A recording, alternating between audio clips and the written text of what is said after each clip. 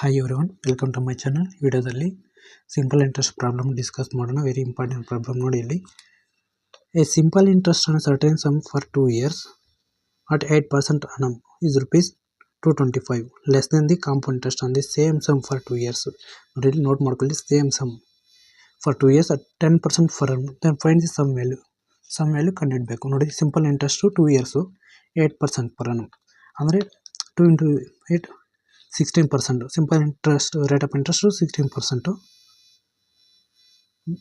SI simple interest rate of interest 16% minus C compound interest rate of interest find out ಮಾಡಬೇಕು. ನೋಡಿ compound interest rate of interest 10% ಕೊಟ್ಟಿದ್ದಾನೆ, 2 years ಕೊಟ್ಟಿದ್ದಾನೆ. ಇದು compound interest rate of interest find out formula ಇದೆ. Formula ಏನಂದರೆ R plus R into R divide by 100. R ಅಂದರೆ 10 plus 10 20, 10 into 10 0 cancel, 1 into 1 1 21. Compound interest formula 21%. SI simple interest formula, simple rate of interest 16%, compound interest rate of interest 21%. ಇದು ಅಂದರೆ difference ಕೊಟ್ಟಿದ್ದಾನಲ್ಲ, ಇದು 225. 16 minus 21 5 difference ಬರುತ್ತಲ್ಲೇ 5 ಫಾರ್ಸ್ value 225. Same sum ಅಂತ ಕೊಟ್ಟಿದ್ದಾನೆ. Same some value ನಮಗೆ ಎಷ್ಟು ಟೋಟಲ್ ಸೇಮ್ ಸಮ್ ಅಂದರೆ 100 ತೊಗೊಳ್ತೀವಿ. 100 ಪಾರ್ಟ್ಸ್ ವ್ಯಾಲ್ಯೂ ಎಷ್ಟು 5 ಫಾರ್ಟ್ಸ್ ವ್ಯಾಲ್ಯೂ 225 ಹೋದಾಗ 100 parts value 5 1s 5 4s 5 5s 45 into 100 4500.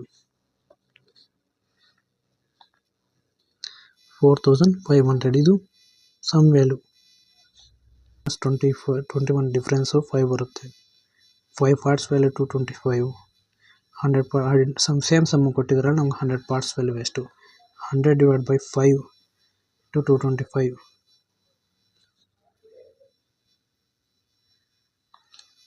into 225. 5 1s 5 4s 5 sorry 5 4s 5 5s 4500.